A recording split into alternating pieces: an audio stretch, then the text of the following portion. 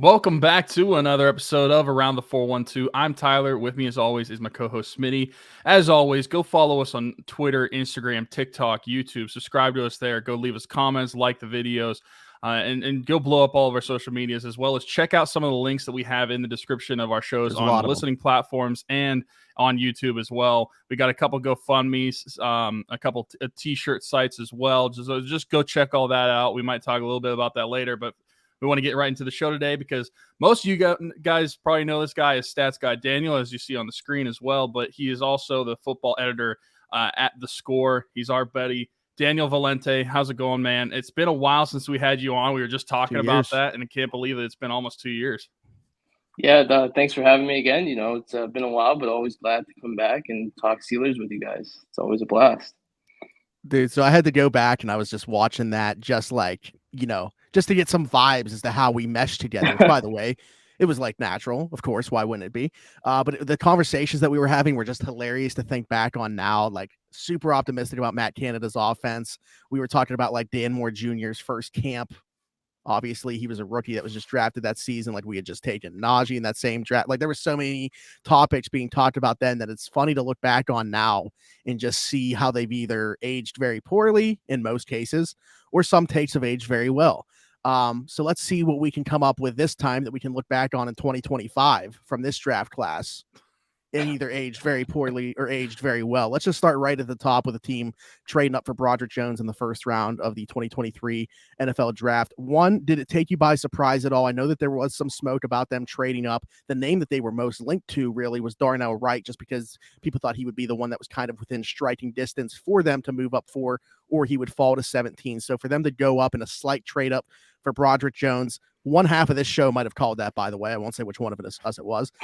But did that move take you by surprise at all? And how do you feel about the fit? So first, I just want to go back to what you were saying about how, looking back and you were seeing what we were talking about Matt Canada and Dan Moore. Oh, yes. I'm thinking maybe we have to trash these new guys and, maybe do a reverse jinx here. And that's the blueprint. But I wasn't surprised that it was for Broderick Jones. I think it was either always same. I was in the same camp that it was going to be either Darnell Wright or him. Paris Johnson was the other key name, but it just, as it got closer to the draft day, it just felt more and more like he was going to go really high, and sure enough, that's what ended up happening. He was getting some smoke at number 3, so yeah. But I love to see that Omar Khan was aggressive, moved up, got his guy, and there ended up being a run on offensive tackles where the Steelers were probably going to have to move up ahead of the Jets to get the guy they wanted, or else they were going to end up with nothing. And the Jets can say whatever they want to say, that Will McDonald there was their guy, but I think you look at how that team was constructed too, and they could surely have used an offensive tackle. Especially they ran the clock all the way down to basically nothing. But Broderick, he's got a tremendous upside. I think athletically and just like physically, he could be. We could look back in 2025 and hopefully we're not wrong about this one. He could be probably the best left tackle, or but he's definitely a guy who I think is also going to need a bit of seasoning. He's not maybe a guy that you can say right now is going to start on day one. I mean, he might, just because the draft capital is spent on him. They moved up, made him their guy. He could, but he's not a guy. I think expectations should be kind of like tempered a bit. That there is going to be some polish, some NFL coaching that he's going to need to take that next step to hopefully be Kenny Pickett's long-term blindside protector one day. Well, Steeler fans, they're nothing but tempered. So I'm sure they're going to give him the benefit of the doubt from day one. Trent Williams, day one, baby. Let's go. I think I put out a tweet like that, and it was the same thing. My replies were like all the same. Like, dude, you don't know what you're talking about. I'm like, guys, I'm literally just saying, let's just take it easy a bit, Right. But that's a good point. We brought up the last, when the draft first happened, when we made the selection, we said the same thing right on air. We had been saying it leading up to the draft, even like if they take this guy, really high ceiling, great as a run blocker right now, but only 1 year at left tackle. The hand placement sometimes can be in question. There's some technical stuff to clean up. It's a hard transition to begin with, even if you do have experience at left tackle throughout your time in college. He was a 1 year guy on the left side for Georgia. So, there certainly is some projection there with this pick. Like I said, really good run blocker out the gate, though. I think it's really going to be how good can he get in pass pro. And that's the interesting thing, like looking where we keep saying this like 2-year gap because it's been 2 years since you've been on here. In 2025, that's when I think that we should be looking at this guy and seeing like, okay, how is he playing right now? Because 2023 is going to be like, I will be very surprised if he's even an average left tackle, assuming that he's playing on the left side in 2023. I think if he is, he's far exceeding expectations for at least me that I have set for him. So it's going to be interesting to see that. And I also like that you brought up the point, like, who's to say he even starts day one on the left side? Like, I think for a lot of teams, this would be no question, right? But knowing Tomlin, and it's just about who gives us the best chance to win a football game if it's played tomorrow, I don't know that it's going to be Broderick Jones over Dan Moore from day one. I think that could be certainly a battle that takes place in camp. But if Dan Moore is the guy that he feels like week one is still the better option because Broderick's just not quite there with pass pro, then a lot of Steeler fans are going to be up in arms because they're going to see a guy that the Steelers traded up for in the first round not starting day one. Maybe this is also comparing apples and oranges, but I think if the Tomlin and the Steelers didn't start Kenny last year in game one, I feel like there's no reason to even think about that he wouldn't start him in game one, talking about Broderick Jones. I mean, obviously it's two completely different situations, but that's an interesting point. Your first round quarterback didn't start in game one. So I feel like your first round left tackle, even though you did trade up for him, while he very well could beat out Dan Moore for that job, I don't think that should be the expectation right away. And I feel like most Steeler fans, kind of like what we've been talking about, they don't really think that way. They see this guy as a first-round pick, and so he should be a first-round, like a Pro Bowl tackle from day one. Yeah, that's and just not going to be the case. Him. Yeah, that's not going to be the case. I was going to say here at the Score, like our outlook for Broderick Jones, I thought was a really good one, was Andrew Thomas, who, year one with the Giants was, a bit of a mess. And, now we're looking at him, he's developed into one of the up and coming like left tackles in the game. And I think, the development route for Broderick Jones could be similar. But so, whether that means he starts year one or doesn't, I don't know. But like you guys are saying too, Tomlin is kind of that guy where, comfortability, especially at certain positions, whether, it's under the quarterback, like you made a good point. If Kenny Pickett didn't even start year one, he wasn't comfortable putting him in.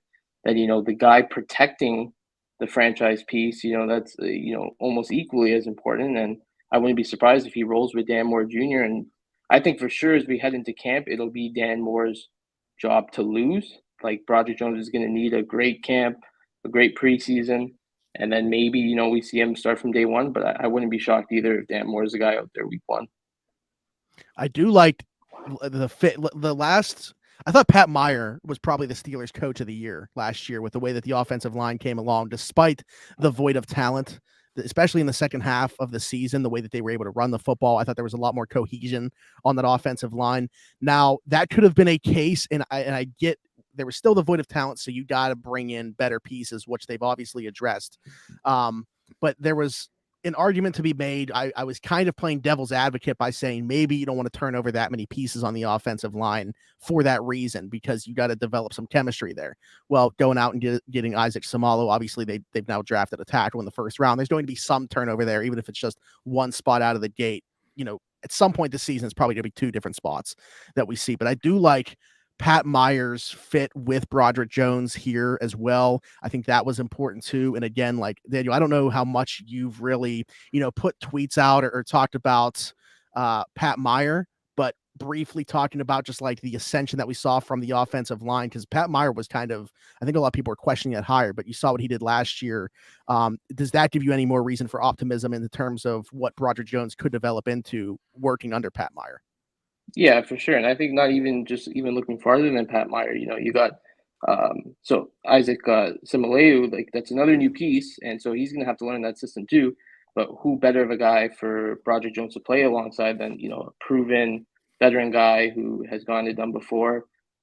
Herbig is probably going to be a key backup, but, it's another guy that Simaleu also has chemistry with. So, you're looking at a lot more easier projections for the chemistry of these new guys, in this system. And especially now, Meyer's got another year under his belt, and there are guys who can, kind of teach these newer guys too, like this is how it's done kind of thing. So I think, I think it should be easier for these guys to make the jump.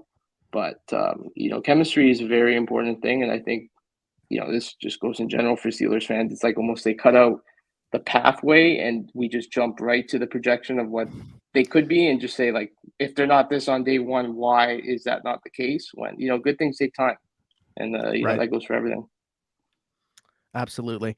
I don't want to spend all day on the first round pick. Obviously, they've made several picks, several very heralded picks as well. So let's jump to round 2. Joey Porter Jr. A lot of talk with this pick just because there was a lot of conversation that they wouldn't stick with this pick at 32. They were taking calls probably all day. There was like 18 hours from when night 1 ended to when they made that selection. So all these teams with the players that were left on the board had a chance to call the Steelers, try to get up. The Steelers obviously felt good about just sticking and picking as opposed to taking whatever deal was on the table for them. And it's Joey Porter Jr., a legacy pick. Very cool just from that standpoint. Obviously, like we'll talk about the football side here too, but just, I mean, how cool is that for the son of Joey Porter to then become a Steeler? Said that's what they wanted to happen all along. It didn't happen in the first round. You kind of think, okay, well, now it's off the table.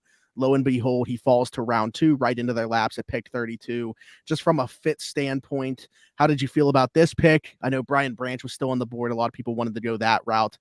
Did you like the selection of Joey Porter Jr., and where do you kind of see him fitting in right away? I mean, from a legacy standpoint, from if you want to look as a supporter, like as a team fit, I think it was a great pick, and you just if you get him at number 32 in the second round, that's the cherry on top when it comes to this pick. And even during the pre-draft process, it felt like Joey Porter Jr. was going to be their guy, but just the fact that it went from, well, it's either they get him at 17 or they get a tackle at 17, and then they were able to snag both. Like, that's incredible. And I think he just has a lot of things that the Steelers look for in their corners. He's a tall, lengthy guy, can play press man. The only thing that's lacking is, we didn't really see a lot of ball skills in college. But, I think ball skills is easily something that can be, very volatile. A lot of it is just like positioning, a bad throw here, bad throw there. He only had I think 30 targets or something in college. Yeah. And he still had 11 pass breakups. So so just the interceptions were there. It could just be one of those things where the more opportunities he gets, maybe those numbers will come. And a rookie corner, I'm sure he will be tested at some point during the season when he finds himself in playing time. And he's got a great guys in that room to learn from. Patrick Peterson, who's had I think 34 interceptions. He's like the NFL active leader. Yeah, so what a perfect guy to learn from, and take it from there. Absolutely. And I think that's an interesting point about it just being their type of corner, because I mean, we'll get to it later, but for them to double dip and take the light version of him and Corey Trice Jr. later on in the 7th round, just goes to show what they were looking for in this draft class. But yeah, Joey Porter Jr. And you look at the opportunity he's going to have as well, in this corner room. I understand real quick, just to throw a news note in there with the Steelers as well, with Arthur Millette being released, that's just another body out of the secondary. Now, obviously, he was going to be a slot option. Don't see Joey Porter Jr. playing there necessarily, but it's a piece of the secondary that was moved out. But when you look at the corner room, how it's going to shake out, other than obviously Patrick Peterson, and maybe he ends up, despite limited snaps the last two seasons in the slot, maybe that's where he ends up. He said he's going to move around, because other than that, you got Levi Wallace. I mean, I'll throw Akella Witherspoon's name in there. I'm not so sure he's even going to make the team. You got James Pierre back for 1 year, potentially. They just brought in Chandon Sullivan, and then, Porter and Trice. So, how do you see this corner room shaking out? And could we see Joey Porter, immediately be a contributor to it? I think you brought up a good point there with Arthur Millette. I think maybe potentially that could be a move that sees Patrick Peterson move into the slot, at least on running downs. But then, if in a nickel package or something, you need a guy out wide, it very well could be Joey Porter Jr. number called if, he has a good camp. And I mean, it shouldn't take much for him to beat out the guys ahead of him right now anyways. Akella Witherspoon, that's another guy who, going into last season, a lot of people are high on, including myself, and just hasn't worked out. They took a gamble and it hasn't really paid off. The James way he Pierre, finished 2021 was awesome. Yeah, that second half crazy. Yeah. James Pierre is a guy who, in limited opportunities has shined, but I think he's probably just a guy who you need to keep in those limited opportunities. Maybe someone who, when they get more of a snap share, you start to see some certain things get exposed. So, I think there's a very good bet that, Joey Porter Jr. could be a contributor from day one. I know we were saying Broderick Jones might not, but I think there's an easier pathway to see Joey Porter Jr. on the field playing a significant amount of snaps come 2023, the season opener, than probably maybe any other pick in this draft. Yeah. Well, that's funny that you say that. I actually had that on here. Which, guy from this draft class do you think is going to be the most contributing player from it in year one? And if your answer is going to be Joey Porter Jr., based off what your answer right there, I tend to agree with you, just because I look at that room and think he's going to be seeing significant snaps on the boundary because of what I'm projecting has to happen for them to have their best group out there, which is Patrick Peterson playing a good bit in the slot. Like, I don't know. Shannon Sullivan cannot be the answer in the slot. He can't be. So in my mind, in nickel, it looks like you can't be a playoff team and have Shannon Sullivan be your answer, or an aspiring playoff team. We and nothing against Patrick Peterson, because I like the addition there, obviously, but we've now brought in 2 players from the Vikings pass defense, which was absolutely awful. Yeah. So, I mean, Shannon Sullivan gave up nearly 800 yards in the slot last year, something like that. That was the most in the NFL. I'm not sure. I mean, he's obviously an experienced guy. Maybe they feel like he fits their system better than Minnesota's. I'm not sure. But yeah, I just feel like their best secondary ends up having Joey Porter Jr. and Levi Wallace on the boundaries and nickel with Peterson kicking inside. Yeah. And that's where I'm at with it. So I do think Porter Jr. plays quite a bit year one. Tyler, how do you feel about not just this selection, because we kind of talked about the selection last week, but like, do you think that he's going to be an immediate contributor like Daniel and I are saying? Yeah, I do. I think when you look at the top 2 picks, really all of them, but focusing on the top 2 just because that's who we talked about. Like Daniel was saying, he has an easier path to get that significant snaps and that more like accelerated role in playing time. I would project, in my opinion, that I think he starts from day one on the outside, just because I don't, like you're saying, they don't really have much of a choice but to play him, and I think he's talented enough to be one of their top corners. But when you look at putting their best defense together, depending on the situations, like you're going to have to play him early on, because you look at the rest of the guys in that cornerback room, and like we're saying, it's not a lot of guys that you necessarily want on the field a lot of the time. I think that there's a better chance of Joey Porter Jr. being a starter from day one than there is Broderick Jones being a starter from day one. And that's no knock to Broderick Jones. It's just the necessity at the position based off of the Steelers' needs right now, because I feel like I would be more comfortable with Dan Moore Jr. starting at left tackle in game one than I would at like Ahkello Witherspoon starting on the outside in game one. Yeah.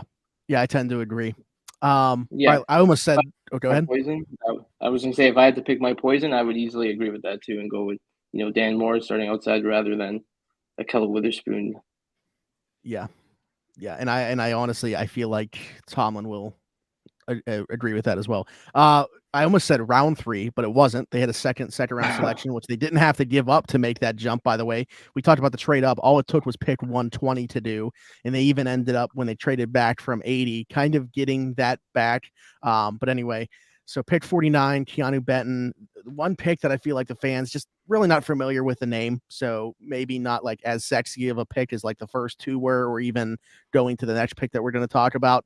But Keanu Benton, like, you see the Steelers pretty regularly draft guys from that Wisconsin defense. And the reason being is they are the college version of the Steelers defense. So it's an easier transition for those guys to make. I look at him as a guy that can line up anywhere from 0 to 3 tech along this defensive line and contribute pretty early. I'm a huge fan of Keanu Benton. I thought this was pretty good value for them getting him at 49. It just seemed like the entire time, like, he was a Steeler. I mentioned like him or Gervon Dexter. I basically said one of these 2 guys is going to be a Steeler during the draft, and it ended up being Keanu Benton. Daniel, how do you feel about the Keanu Benton selection? And I know that, like, right now in-house, we obviously have Cam Hayward and Larry Ogunjobi, so maybe not at that 3 tech spot, but I mentioned that I also feel like he can contribute, from that nose tackle position in 0 tech or even 1 or 2I. Like, where do you see his fit, at least early on? Yeah, I think his fit early on is going to be like that 0 tech, 1 tech, like you're saying. And, they'll grow from there, just because, they really, if there's a hole on that D line, it's there. It's him, Montravius Adams, Alualu's not back, and I that's They really the brought in area where they lack. Fehoko, but Yeah, they have yeah. Fehoko too.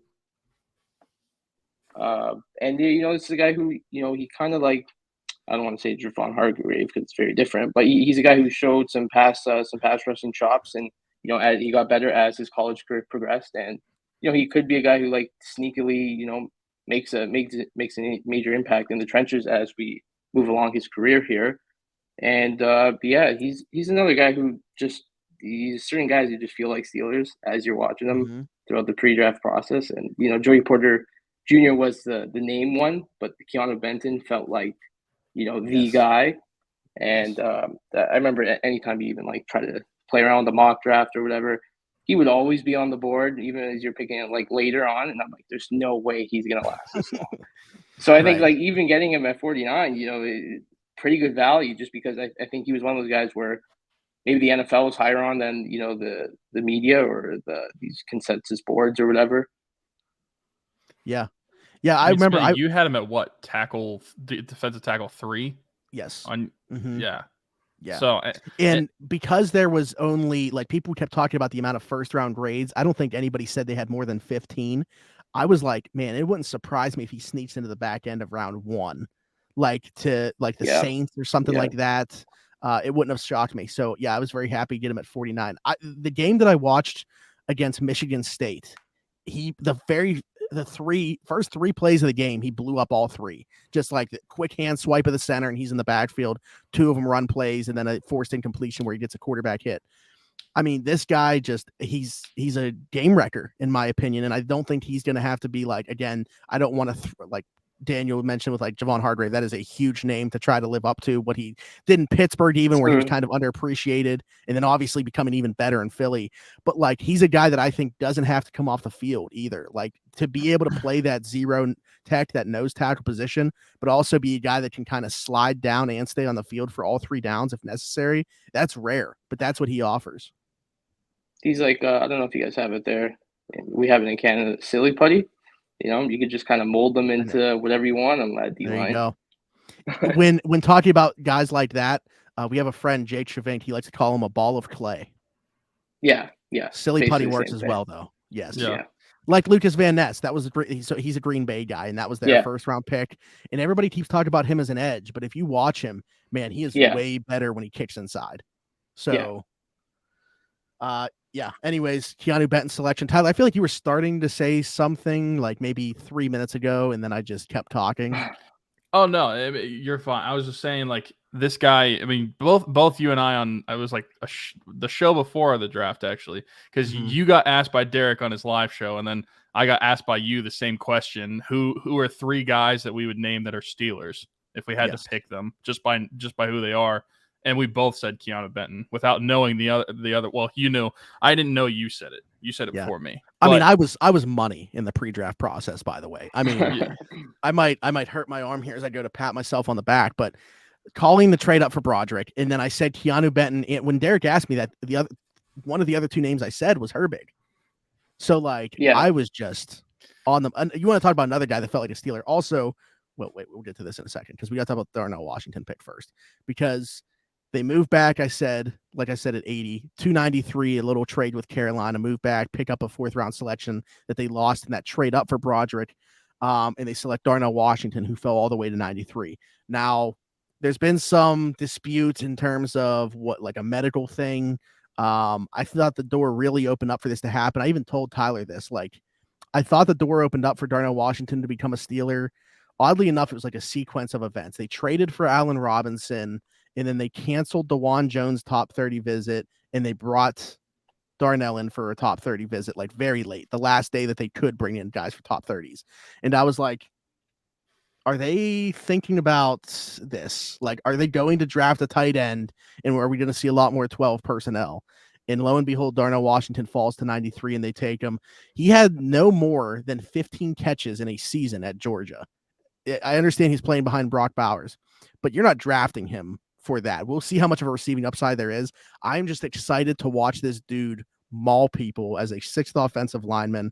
I love this selection. I love that bringing Zach Gentry back for a year didn't prohibit them from drafting a tight end from this class.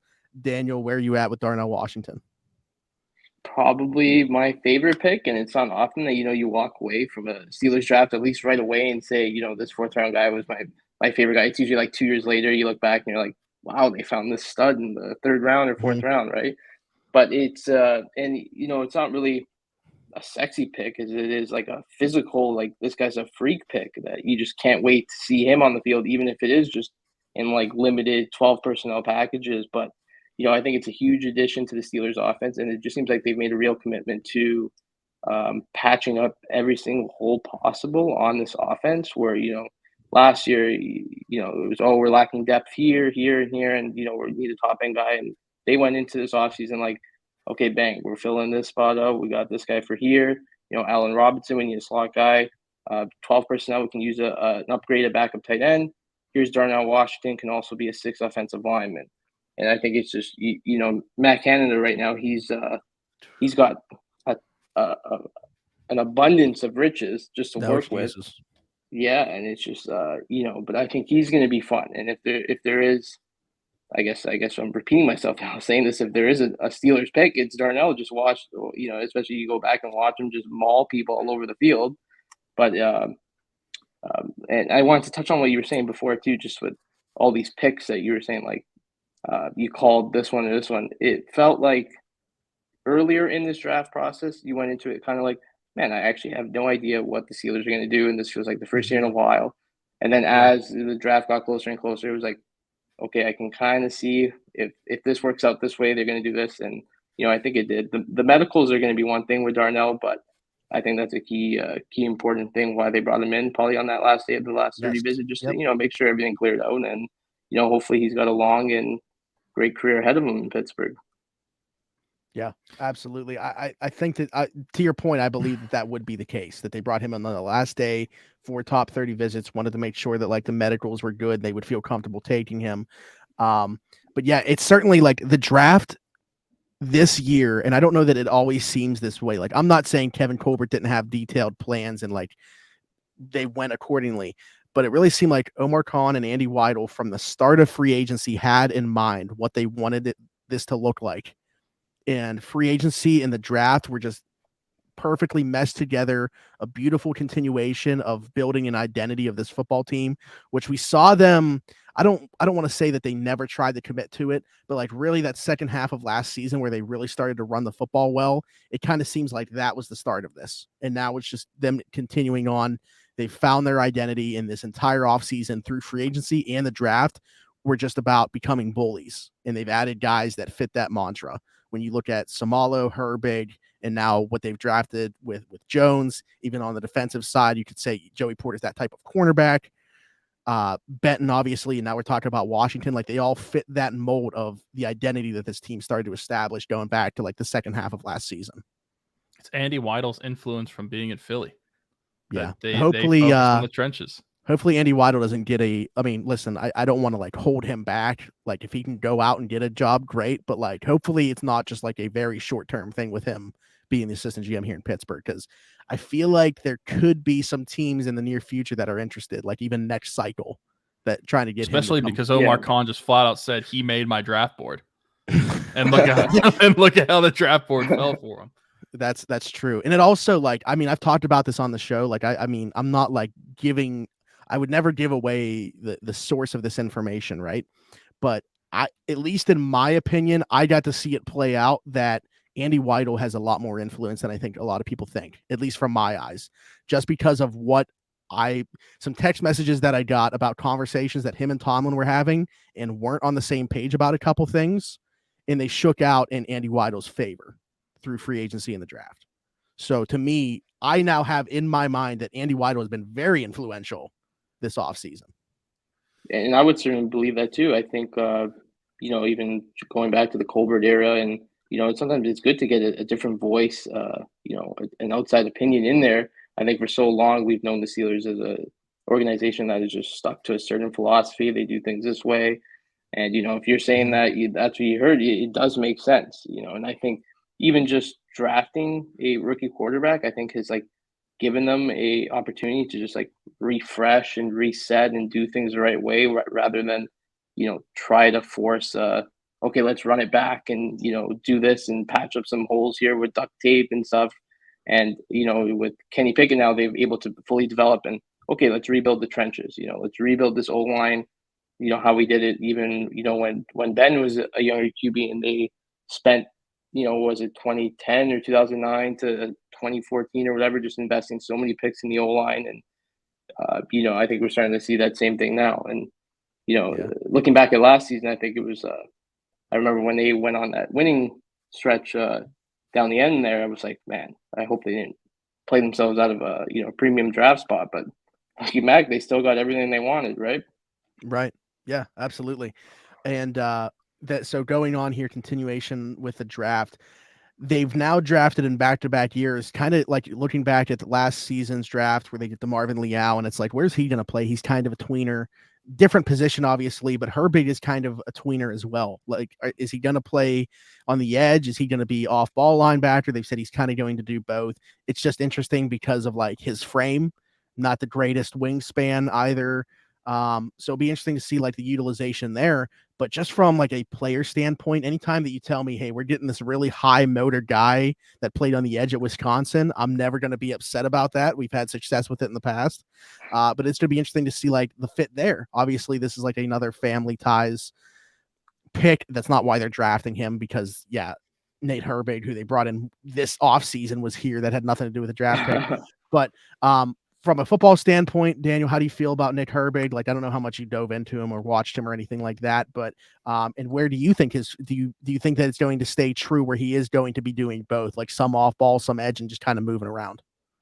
So he's not a guy I really like dived in extensively to, but from what I've seen, I think he's probably best suited just in the inside and as an inside linebacker. Same thing. I have same concerns with, the length, the stature, and just how much of a real threat he can pose to NFL offensive tackles with his limitations. But I think another important thing to remember is just like, there's other roles for this guy to fill too. There might not be the sexiest roles, but the Steelers have lost a ton of special team snaps this year, a ton of special teams guys. Like, that's an easy way for him to contribute. And, he doesn't have to be a world beater and, lead the team in jersey sales, but that could be where he makes his impact or makes his money in the first year or two. And then we can go from there. But I think, you'll see him on the field somewhat. I think special teams is going to be his route to go.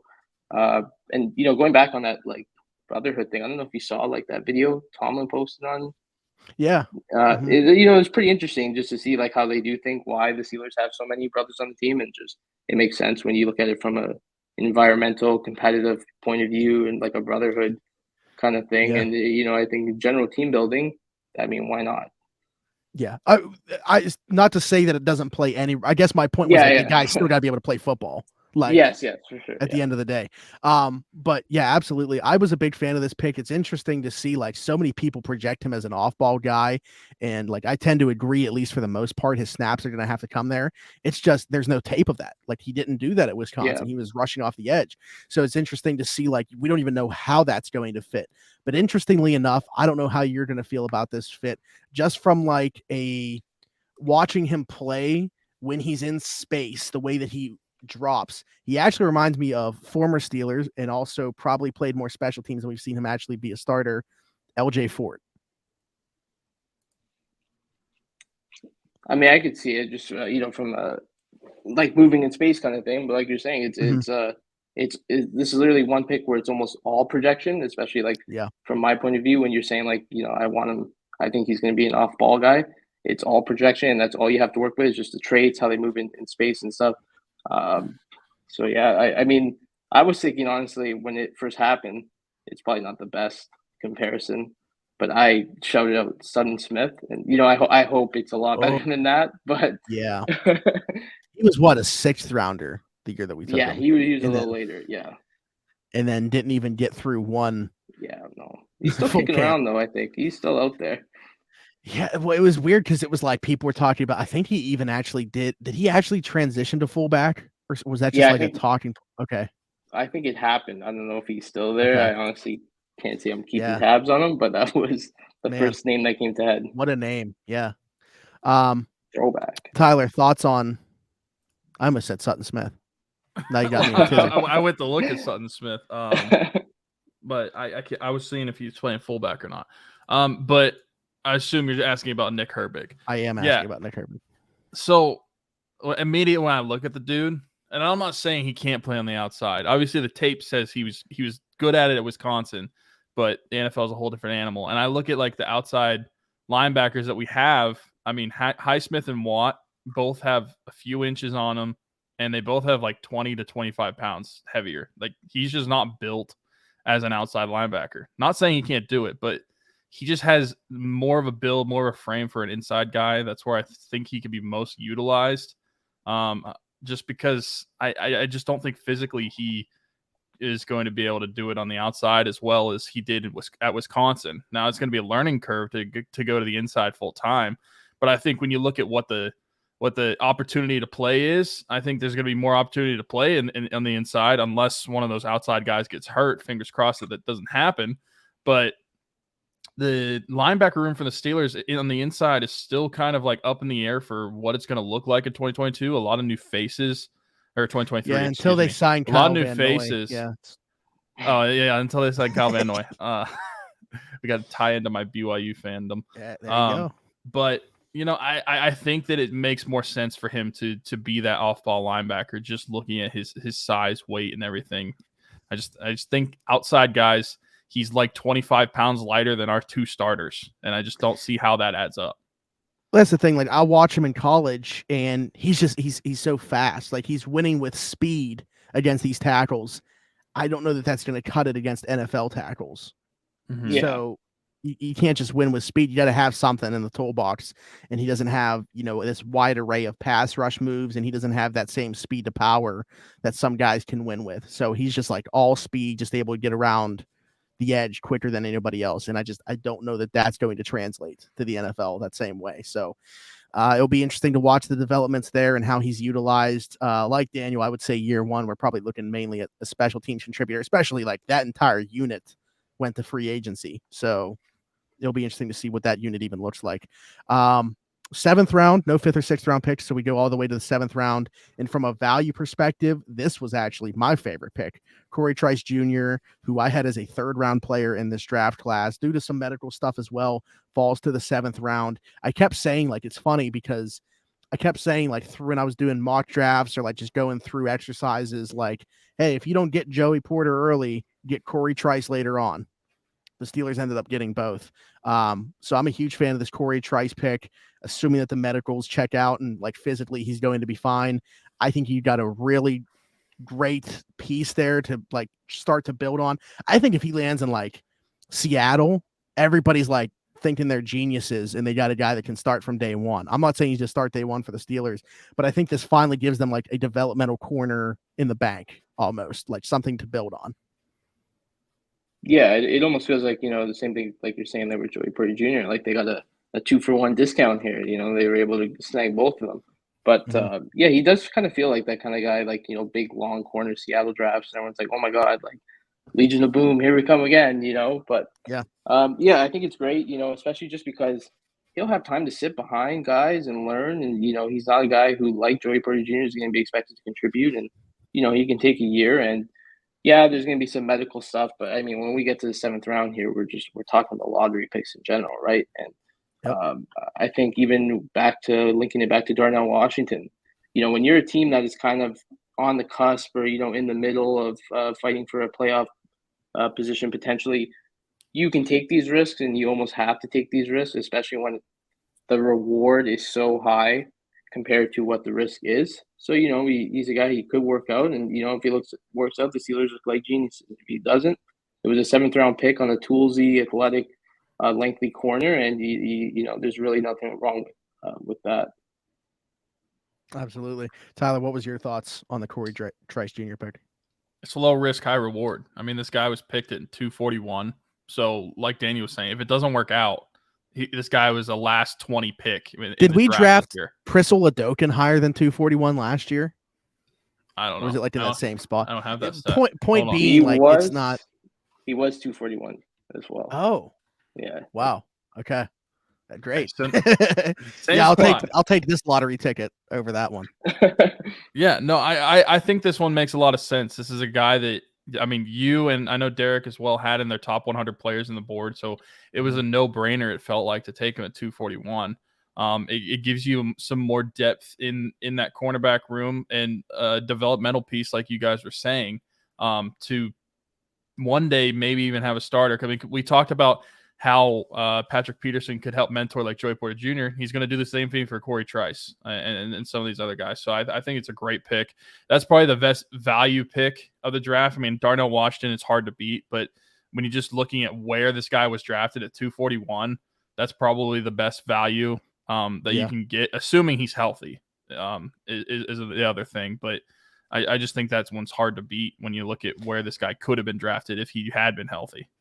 Yeah, you look at, like, we were talking about this last week. Most people had Washington like somewhere in like the top 35-ish players, like that range, 32 to 35. He ends up going at 93. But most people had Trice in like that 80 to 100 range, and you got him at 241, which is ridiculous. Yeah, I thought that. I mean, the Steelers I got saw value that even across the board. Yeah, I was gonna say sorry. I thought I even saw like Trice's on the consensus board there. He was like the highest value. He was like 100 plus from where his ranking was. So Yeah. Anytime you can add a guy like that in the 7th round, I think you're doing something right. Whether it works out or not, who knows? But again, it's the 7th round. Right. Yeah. I mean, just the size alone is worth banking on. Like 6'3" corners just don't grow on trees. So I'm very intrigued. Imagine if down the line, in a couple years from now, we're talking about him and Joey Porter Jr. as the 2 starting corners on the outside for the Steelers, like 6'2" and plus and 6'3" on the outside. I hope that's the case. It would balance out, a lot of our predictions from 2 years ago. I know. That's like, hey, you mentioned the Legion of Boom. That'd be like Richard Sherman and Brandon Brown are 2.0 with their size. And then the last pick that they made, kind of, I would say, an unknown for most people. I actually, like, 100% honesty, he's one of he's the only Steelers pick I didn't see, but he was one of the few drafted players that I had no clue who he was. Spencer Anderson out of Maryland. I will say, if you're going to draft a guy like that late, as opposed to letting them get to UDFA, and it's not like, a very high caliber guy, he got to have the versatility to play along the offensive line, and he played all 5 spots. So obviously, like, that's there. Tomlin even said that to him, like, hey, if you're going to make this team, you got to come in and work and show us that you can play multiple spots. And he obviously did that at Maryland, and we'll see how that translates to the NFL. But Daniel, I don't know if you have any familiarity with Spencer Anderson. Like, clearly still, again, attacking a plan here because he was a great athlete. The RAS was off the charts for offensive linemen. But that's really all I know about him is stuff that I learned after the draft. Going into it, I had no clue who he was. Yeah, I'm in the same boat as you there, where, after the draft, I kind of learned more about him, or all about him, I guess. And the versatility is one thing, and I think it's easy to see when you get to the 7th round. You got to have something enticing that is going to make you selectable. So for Corey Trice, it was the length and the promise, the potential. For Spencer Anderson, it was, well, here's a guy who could be the jack of all trades, and if we need him in a pinch to do this or to do that, to play center, to play tackle, guard, he can do it. And anytime you can use a selection on that, especially one in the 7th round, like, you're going to do it. And there is some kind of role for him in some, I think if he sees the field, we're definitely in trouble. The Steelers are in trouble. But, anytime you can do multiple things, it's never a bad thing. Yeah, absolutely. Tyler, I don't know if you really have any thoughts on that. We didn't even really touch on this pick last week, to be honest. That's on us. We were just so excited about the rest of the Still not going to touch on it. Or at least I'm not, because you guys have basically said anything I can say. That's pretty much all I know about him, is that he could play multiple positions. That's it. Yeah, I will say, I'm still waiting. We're all still waiting for the full draft phone calls to be released. Like, what are we doing, Steelers? Are we making a YouTube video out of this, or what are we doing? If so, let's get it rolling here. But I did see his POV of it, and you can hear Tomlin talking to him. And it was actually one of the cooler ones. So I mean, don't get me wrong, obviously rooting for him to succeed and everything like that. I still have to dive more into him from this point. I know our boy Derek's going to be doing a film room on him that he's going to be dropping. I think he said Friday, so be on the lookout for that. But yeah, I love this draft haul. I don't know how you can't. Daniel, any thoughts about just the draft in general, what the Steelers came out of the weekend with? I think it's a very weird feeling as a Steelers follower. Usually their drafts they kind of go. Sometimes they'll go off the mark a bit, and then we look back and like 2-3 years later, and it's like, wow, I can't believe they found this guy in the third or the fourth, and wow, what a tremendous draft. Or and meanwhile this year, it's for it to be like universally loved from everyone has kind of been like a weird feeling. But so I'm hoping that that's the right formula here. But certainly We before got the these guys step on PFF the guys field. on our side now, Daniel. Yeah, like what is happening here? We are in bizarro land.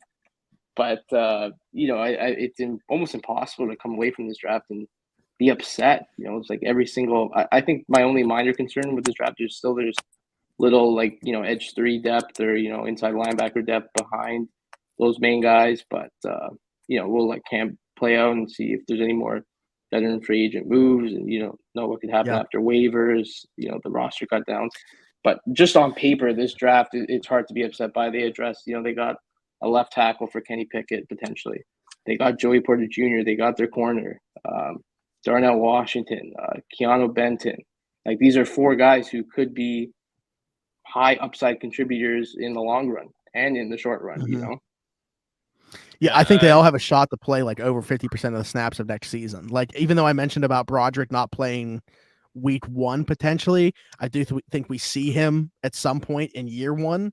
I know that Tomlin potentially will operate differently, but all these teams you mentioned, like you go back to Andrew Thomas, you look at all these guys that have even struggled out the gate, like teams have let them take their lumps because they kind of have to go through those growing pains. So I hope at some point, regardless, we do see Broderick in year 1. But go ahead, Tyler. I didn't mean to.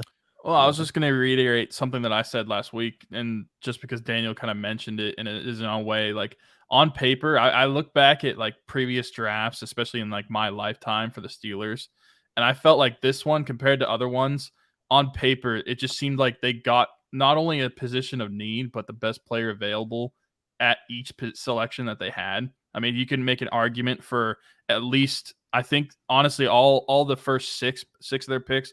Spencer Anderson, I'm sorry, I just don't know who you are. But for Broderick Jones, Joey Porter Jr., Keanu Benton, Darnell Washington, Nick Herbig, and Corey Trice, I think there's an argument there that could be made that each of those guys was the best player available on the board when they were selected, which if you look at past Steelers drafts, like you were mentioning before, there's like picks that you question, like why were they drafting this? I mean, Kevin Colbert was the problem apparently. But I just feel like there hasn't been a draft in like our lifetimes, and that I would come away and thought they had just so much value, but also addressed the positions of need as well, so well out of a draft. Now, granted, they could all suck. That would be terrible. It's the best immediate reaction that we've had to a draft. We have no clue how Yeah. it's going to age, though. Yeah. Right. Yeah. On paper, it's the best one that I've seen. Yeah, I Love never to hear remember the Steelers ever winning like winning draft Twitter over. So we'll have to see how Well, we kind of said the that strategy plays out. But I have high hopes. Yeah, we said that it felt like we were the Ravens this year because the past several years, I mean, typically they always have a great draft. And it's that's like, a how do perfect these guys analogy. fall to them and everything? And I feel like a lot of people felt that way about the Steelers. Yeah. Absolutely. All right. Well, Daniel, I told you 45 minutes. We're now at 48. So, but we've wrapped up here. All the Steelers talk that we could possibly get. Is there one? You know what? Actually, I'm going to put you on the spot. I saw you tweet something earlier, so you can even regurgitate that one. But is there a stat that stats guy Daniel can throw our way here to wrap up? What was it? You tweeted something earlier about Pickett. My Kenny Pickett stat of the day. So here I have it here. From week 10 to the end of the regular season, so when the Steelers came off their bye week, Kenny Pickett had a higher pass rating on third down than Patrick Mahomes, Josh Allen, Joe Burrow, Tom Brady, and Geno Smith. What heard of those all guys. those guys? Yeah. Those Pretty guys are company. pretty good, I think. Yeah. But I think it was basically just going along the theme of just how good this team looked after the bye week, and it's just I think 2023 is just going to be like finding a way to build on that. It was like the first. Was it 9 weeks of the season? They almost made the easy look difficult, and then the last half of the season they made the difficult look easy. Like crunch time, fourth quarter, third downs. They were getting those done. So I think Kenny Pickett's year 2 is going to be very important, and we saw that he can get it done in the clutch. And I think year 2 is just going to be about extending that for a full 60 minutes now. Right. So, I was impressed with what I saw down the stretch, and, hopefully we can keep that moving in year 2. And that's not another prediction that we look at that I'm wrong on in 2 years. Yeah, let's not wait another 2 years to get you back on here. Though. We might have to make it happen sooner than that. But yeah, for sure. All right, Daniel, you tell the people where they can find you, follow your work, all that good stuff. So you just follow me on Twitter at StatsGuyDaniel, and if you're looking for any of my work, you can download the Score app, and all my stuff is on there. But Shout I out really my boy appreciate Jordan you guys. Schultz too. Yeah, Jordan Schultz with us too. But I appreciate you guys having me on again. We definitely have to do this sooner than 2 years. Yeah, we're not waiting 2 years. Yeah. Sorry, we're not doing it. All right, Daniel. All right, man. Take care. We appreciate you, and we'll be talking soon. Take it easy, guys. All right, thanks, man.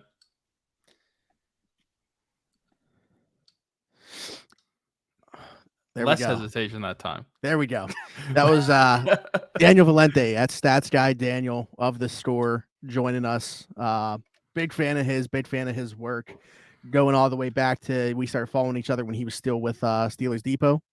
But he's now with The Score doing big things, which is great. If you have the Score app and you ever get those alerts where they throw in like the random emojis, that's Daniel sending you an alert. So, but shout out to him. Some good football talk there. That's enough football talk for the week. Let's dive into some other stuff. Although I'm not too excited to talk about the Pirates as of late, but we got to do it. No, dude, I'm about excited as I am about my eye right now. If you're watching on YouTube, you've seen like only I've been itching my eye the entire time. I don't know what it is. I don't know if I have an eyelash stuck or what. But this is this content anywhere else. This is basically how annoying it is to watch the Pirates the past like week and a half. Yeah, May. Like in May, like April was great for the Pirates. But since May, it's been a month from hell. They lost that last game. Brings May losing streaks. Everybody knows that. They lost that last game of the series. Who was that to? Dang it. Right before the Rays series, they lost that Sunday game where Oviedo just got lit up. And then the Rays series happened and things really fell off the rails there. And then they come home and they just went 1-5 on the 6-game homestand. Nationals. Yeah. So they have one win in their last, 8 or 9? It's been a struggle for this team. The only win that they have was a Mitch Keller complete game where, shout out to Mitch. He's really one of the few bright spots overall when you look at the season's entirety. And even like in this rough stretch that they've had, he's still been very good. I think he's the next guy that you talk about and you look at and say, this is a guy that you would like to get an extension done with. And he even said that there's been some conversations there. So hopefully they can get that done. But yeah, this has just been so it's crazy. We shouldn't be surprised as Pirates fans that this would happen, but to go from the April they had, and it's like, there's no middle ground. Like we didn't see like a gradual, we didn't even see like a decline at all. It just immediately went to we saw the like cliff. The worst team. Yeah. Looking like the worst team in baseball. And I don't have just like a quick answer as to what's happening. It's like literally everything going wrong other than like when Mitch Keller started. Like the pitching hasn't been very good. The bats aren't supporting it. I will say like Key Bryan had a nice little streak of getting on base 2+ times or something like that. But like Jack Sawinski, who had a really hot bat, he's been terrible as of late. Bay's been offering really nothing even when he has been playing. I know that he's been dealing with a little bit of an injury, but he hasn't been good. I feel like Connor Joe hasn't been as productive as late. A lot of talk about like from a defensive perspective too. It's just like, if you're not going to hit, you got to at least play defense. And they haven't been able to do that like team wide. You got Rich Hill making errors off the mound. Rodolfo Castro, it just seems like he's kind of positionless. Like I like the bat. I feel like he needs to be in the lineup. I just don't know where you play him because he's not been good defensively. Tucupita Marcano, you don't have to worry about like fielding errors, but his arm is so weak. He can't play short. There's just so many things wrong with this team right now. It's like I could just sit here all day and list off things, but really I could just say it's everything that's going wrong with this team right now. Yeah, that would be an easy way to put it. It is really everything. Things that really stick out. The defense really has taken a steep decline, which I think doesn't help when the offense is slumping as well, and as well as the starting pitching, it hasn't been good. And I'm looking at some of these like stats over the past. I can only set it to 15 days. I can set it to 7 or 15 days. So I set it to 15 on MLB.com, and I mean, just looking at it offensively, it's been really, really, really bad. I mean, most of these guys are sub 200, or like all of them are sub 300 except for Drew Maggie, coincidentally enough, in batting average. But even on base percentage, the only ones that really have a respectable on base percentage over the last 15 days are Rodolfo Castro, who has a 357, and Kutch 356 over the last 15 days. But everyone else, it's been really, really bad overall.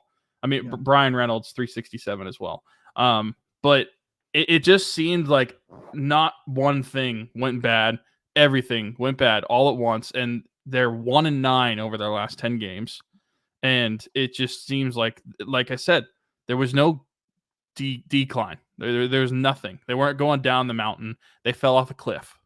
And I thought that race series was going to be like a one-off. An anomaly? I thought it was like, and in a couple of those games, at least, like the first one and the third one, I think it was more competitive. The scores were like 3-1, 4-1. Not that those are necessarily competitive, but like they weren't getting blown out. They lost the one like 8-1, I think, the middle game. But they were facing the best team in the AL. It was like the clash of what it looked like of the Titans at the top of the Major League Baseball at the time. But then they have their series against the Blue Jays, and what they've done against the Rockies so far outside of that Mitch Keller complete game, it's been awful. And I don't think that the Pirates are as bad as they're showing. And the reason being is because they showed how good they can be if everything's clicking.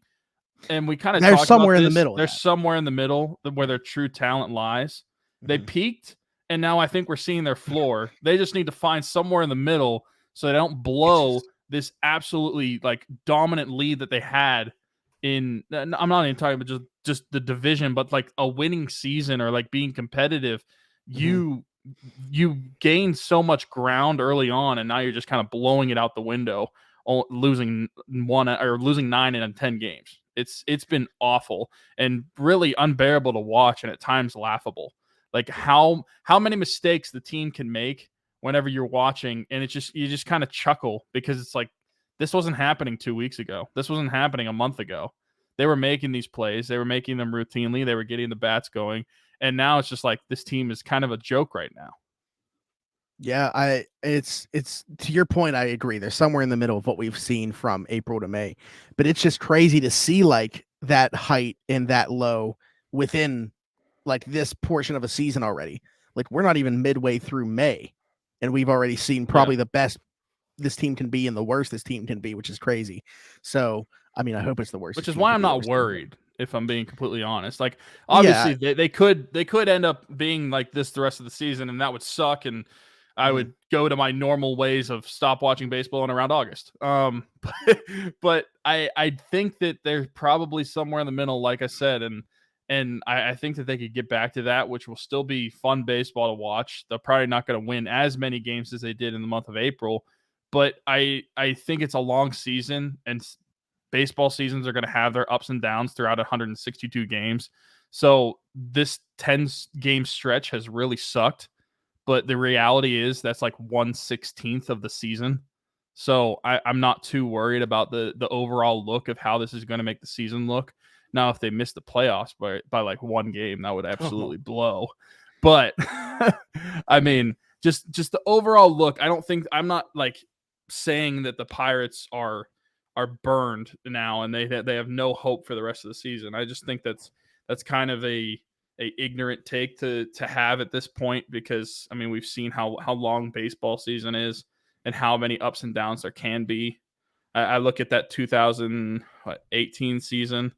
The Pirates looked like all doom and gloom before the All-Star break, and then they won 11 games in a row and made that Chris Archer trade.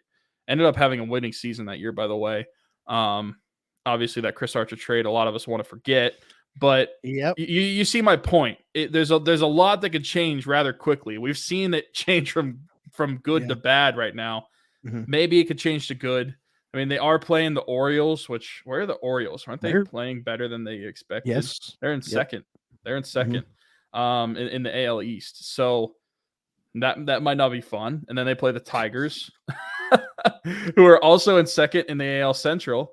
And then we play the Rangers, who are first in the AL West. So we are just going to continue to play a daunting schedule. It looks, but it's funny because like you know, it's crazy to say those teams are in that position. Like the Orioles, Tigers, and I mean that's Rangers, probably what people were saying about the Pirates. A couple of weeks ago. Right. Weird baseball season so far, but you mentioned change, how quickly things can change. Let's talk about some potential change that, well, we know there's going to be change within the Penguins organization. It's just a matter of when.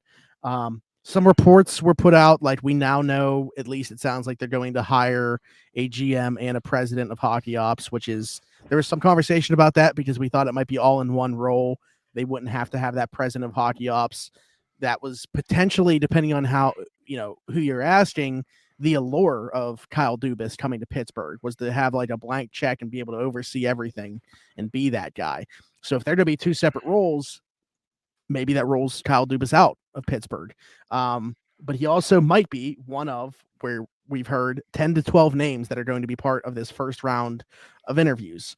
I have no clue, who we're talking about here. I can't even begin to speculate. I think sooner rather than later, like we're getting to that point where we are going to start to see some action here. I don't think they want to wait too long. I don't think they want to get too close to the draft before making this decision. And speaking of the draft, Penguins 14th overall pick. They didn't move up at all. We were all waiting. Like, are we going to see some movement here?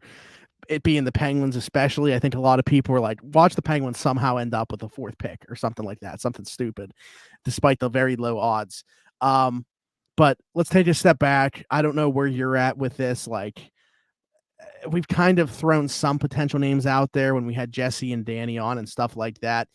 I like the idea of there being both roles. I don't know where you stand on that, but I like the idea of a GM as well as a president of hockey ops to kind of build out a staff there. But as far as like names go, man, like Eric Tolsky, the assistant GM of Carolina, is like number 1 on my list. And then after that, I don't even know. Like then the list begins for me, but he's the clear number 1. He's one that I've seen brought up a lot, and I think he makes a lot of sense because you've had the success that Carolina has had, and clearly he's had to have had a hand in on that. But then you get the analytical side of it too, and I know that a lot of people are hesitant towards hiring someone that's super analytical just because they just don't like that word. Like it's like foreign to them. They don't like it. But I promise you, like, just go stare at some JFresh hockey pages right now, and it hockey suddenly makes more sense to you once you understand the analytical side of the game. Not that everything has to gear toward that, but I do think it is smarter to build your team around stuff like that. One guy that's not going to be is Keith Jones, because he was hired as the flyer. Oh, did he get hired? Yeah, he got hired. Okay. I saw it was between him and Eddie O. Yeah, Keith Jones, and I saw who did I see say this? I don't know if it was Hunter or Jesse. Someone said that would basically be like the Penguins' equivalent of hiring Bob Airey to be the president of hockey ops, which I thought was hilarious. But the one thing I would do want for the Penguins, I want the new president of hockey ops to explain to me what his job is whenever he does get hired, because I'm still not sure what Brian Burke did. Yeah, who knows? But and then mentioning the 14th pick, this is the Penguins' highest draft pick that they've had since 2012, when they got that first rounder for Jordan Staal, which they picked 8 overall. And with their own pick, it is their highest pick since 2006, where they took Jordan Staal at number 2 overall. So it's a good opportunity for the Penguins. Yeah. I obviously the hockey is the way, like, unless you're picking in like the top 3 or 4, you're probably not going to get a guy that plays right away.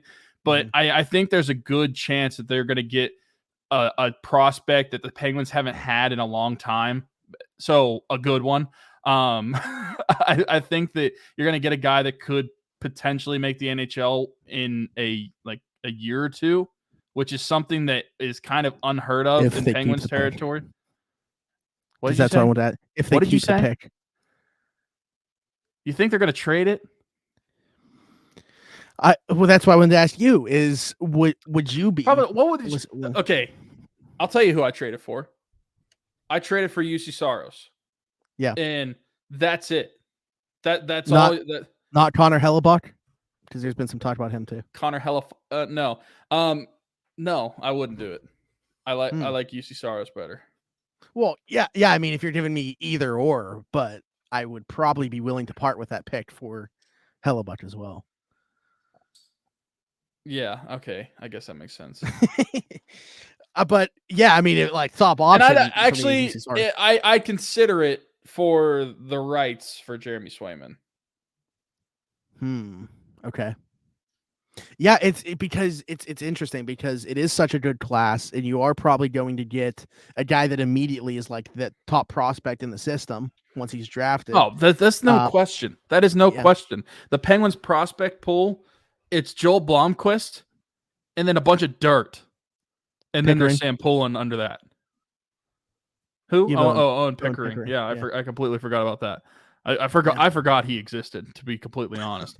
Okay, so there's Joel Blomqvist, there's Owen Pickering, and then there's a bunch of dirt, and then everybody else is underneath that.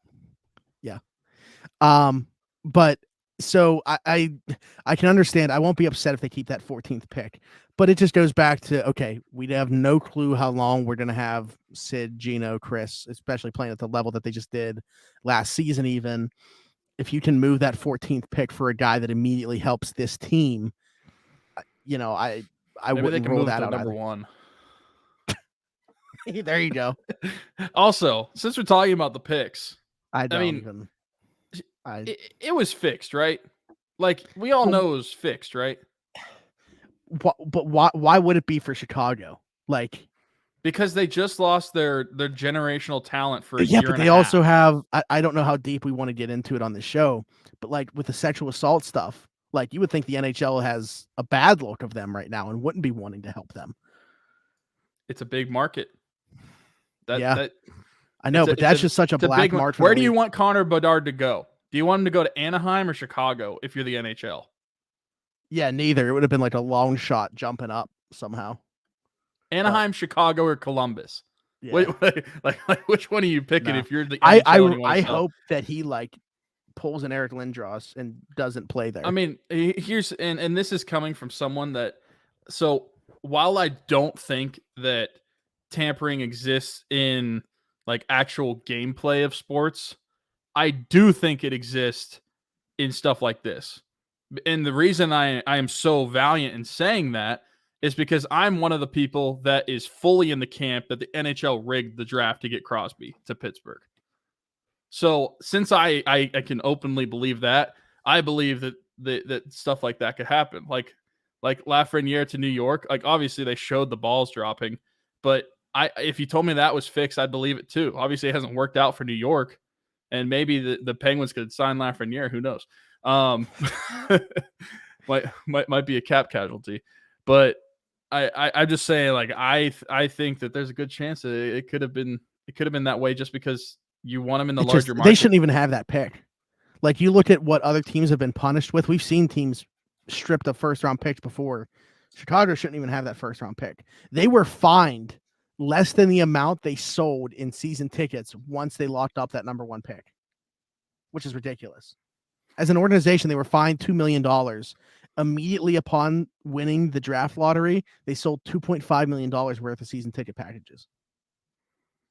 It's a joke. And that's why Chicago got the number one overall pick. Yeah. Well, yeah. I mean, I 100%. I don't disagree with you. The backlash that it's getting might be even greater.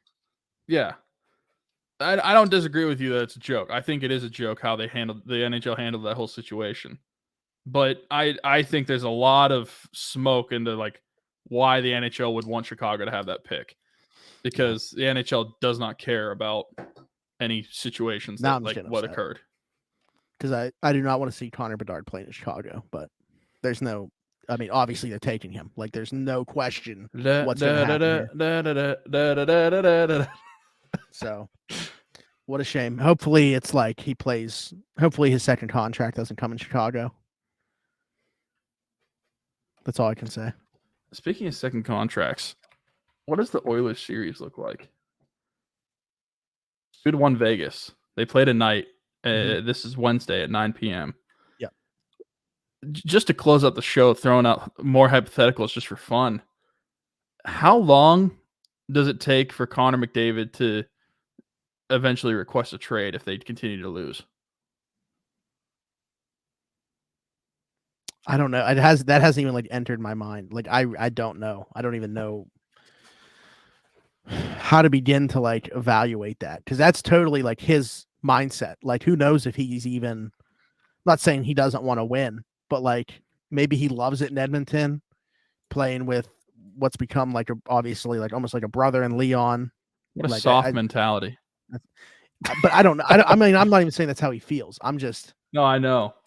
I don't It's know. just like it would be so frustrating, I feel like, to have those two players, like arguably the best two players in the world, and your team is just shite around I mean, you. it's the Angels of the NHL.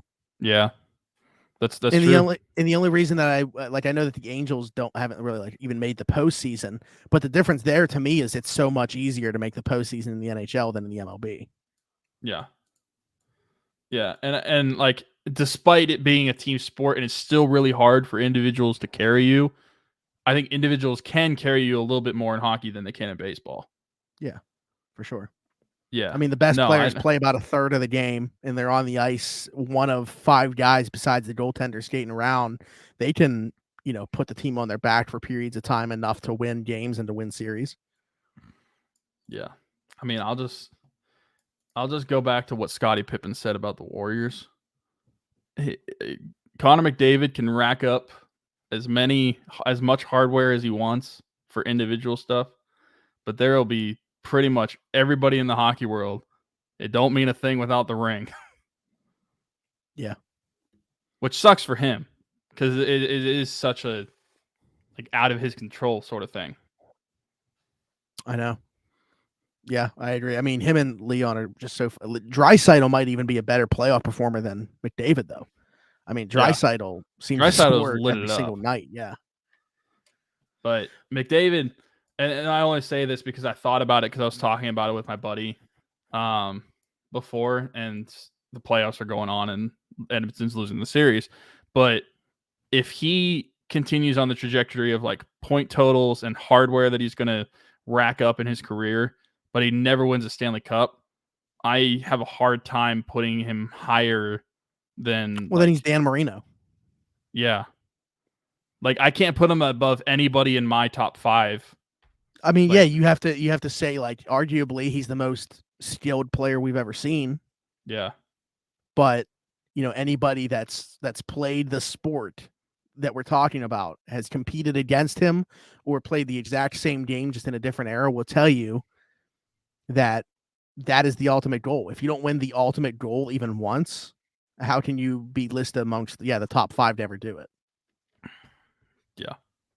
He could be the top 5 most talented. Maybe he'll win a gold medal one day, but that's not hard to do. He's Canadian. By the way, if we're predicting, I do think at some point he's going to win a Stanley Cup. Like, I'll just say that. In Edmonton? Yeah. That's a question. They should have. They should have never have given Darnell Nurse that contract, and they'd be in a better spot. He sucks. Imagine what they could have done with that money. Yeah. Yeah, no, it's just interesting to me. Like, how long would you want to wait as a player to get out of a situation like that if you continue to lose? Yeah. But who knows? They could come back and they could win the Cup this year. I predicted them to make it to the Cup final and lose to Tampa Bay. That was in our first episode of the NHL season. I don't remember what I said, so I think I know I predicted the Avs to repeat because I said we've seen the repeats kind of come back as of late a little bit with the Penguins, then the Lightning, and I said I think the Avalanche are going to do it too. So that didn't happen, obviously. Nope. Go Kraken. Yes, go Kraken. Anyways, this is kind of last chance because on Saturday will be the Dalton Keene Memorial Golf Outing, Blackhawk Golf Course, 2 p.m. Come check us out. Man, that really snuck we'll up be on there. us. Yeah. And then kind of along with that, the GoFundMe for Isla Keene, as well as the LeMasters family. Those will be in the description of the show, as well as Everything Custom Designs, shirt company, small business. Our friend Haley Wagner started. She actually made this shirt that I'm rocking right now. Around the 412.